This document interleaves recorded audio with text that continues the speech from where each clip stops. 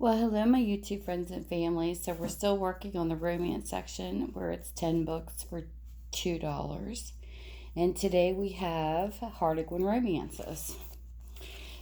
So, this one is called Peacock of the Jungle by Wynne, I think that's how you pronounce it. It's a 1982 copyright. It's Harlequin Romance 2532. This is what the book looks like. And this is what it's about. You're a cheat and I don't like cheats. Hugo was furious with Teresa with good cause. She had deliberately used him and lied to him. Contrary to what Teresa had thought, Hugo was a man of principle and integrity, and his damaged opinion of her would not be easily forgotten. Suddenly became imperative that he not despise her. Indeed, Teresa prayed that one day Hugo might grow to love her even a fraction as much as she loved him, the man she had deceived. And this will be the first of Lot 21. The second Harlequin romance is called Lullaby of Leaves. It's by Janice Gray, and it is Harlequin Romance 1931, and the copyright is 1969. It's got some spots and some writing on the inside of the cover, but the rest of the book looks pretty good. And this is about Fran had been assured that it would be all right for her and the group of children in her care to stay at Brocade, a lovely old mansion in the heart of Cotswolds. They would be there for a few weeks until they had found new quarters, but what would happen if the rightful owner, Brocade, arrived home unexpectedly? The next book is called A Love That Endures, and is by Claudia Jameson. It's a 1991, and it's Harlequin Romance 3189. This is what the book looks like,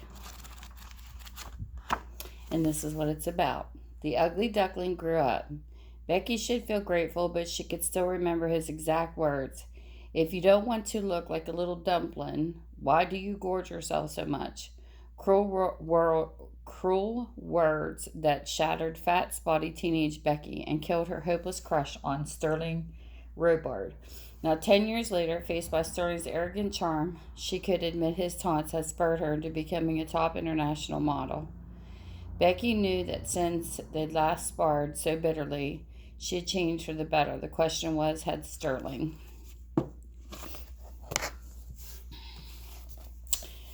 The One and Only by Doris E. Smith. This is a Harlequin Romance 1690, and it is a 1973. Some of these are really old and have really outlasted. Look at that age paper. But they're in such good shape still. Someone had described Agnes Magellan as John Knox Calvin and Queen Victoria rolled into one, and that was pretty much the impression he made on Maggie Campbell when she first met him. Later on, she changed her mind about Angus, but could she expect him to do the same about her? If he ever learned how, she was deceiving him.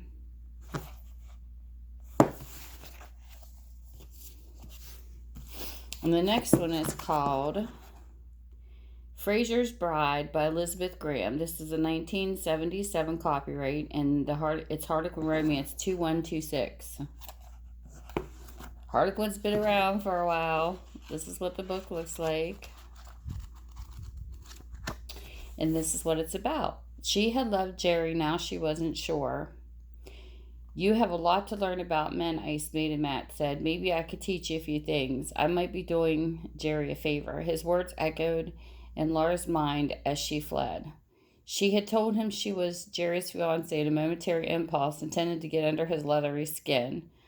But why not marry Jerry? The life he had offered was one she knew, who needed Matt Fraser and the prairie dust that covered him most of the time. Sounds like a little Spitfire book. Okay, So the next book we have is called Man of the High Country by Mary Moore. It's Harlequin Romance 2349. It's a lot. 2,349. And it is a 1979. This is what it looks like. And it is about, you have no proof he's my father. Morgan had quickly answered Catriona Michael's challenge. Prove, he echoed. You're so like him, it's ridiculous. An attractive, utterly feminine version of a proud, stubborn, bad-tempered old man.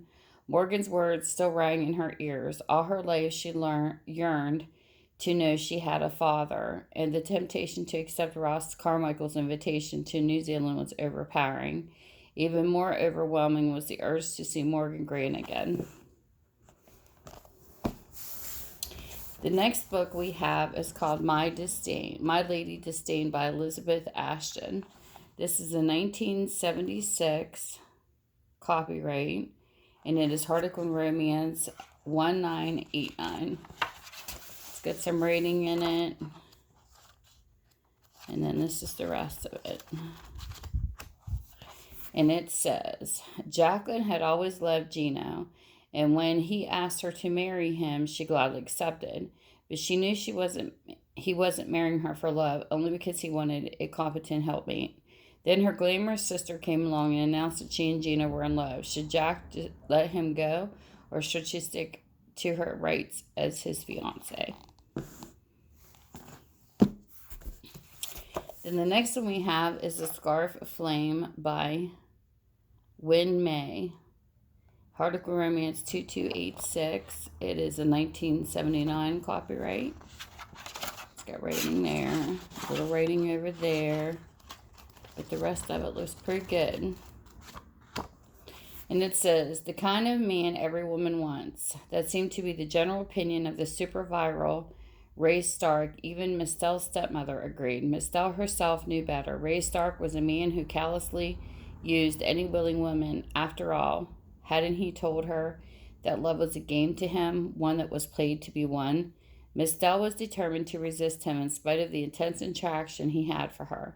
She refused to become just another one of his conquests. Interesting books. Very interesting.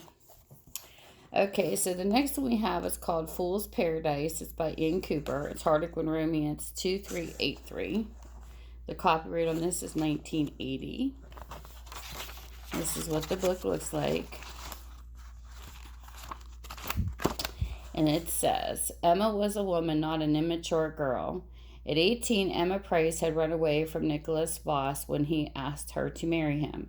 She felt she could not fulfill his expectations. Now, 5 years later, to her amazement, Nicholas was about to take over White Ways, her family estate in a local show place.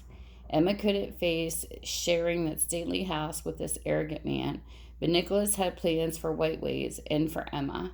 There would be no running away this time. And the next book is called White Hibiscus by Rosemary Pollock. It is Harlequin Romance 2315, and it is a 1979. There's some writing right there. And then this is what the rest of the book looks like. All the pages are in all my books.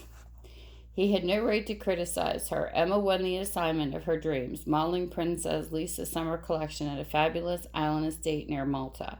Everything was perfect except for Paul Santana DiMaggio, the prince's cynical, darkly handsome brother. He didn't even try to hide his disdain. Models, he said, were boring and had dubious morals. Emma fumed over the injustice. What about his own morals? What was going on between the lofty Count Paul and the alluring village girl Marianne?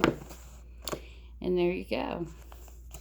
And if you are interested in any of these lots, you just give me the lot number, which this one's 21. You can contact me via email or through my Facebook under Minda's Bookstore and more.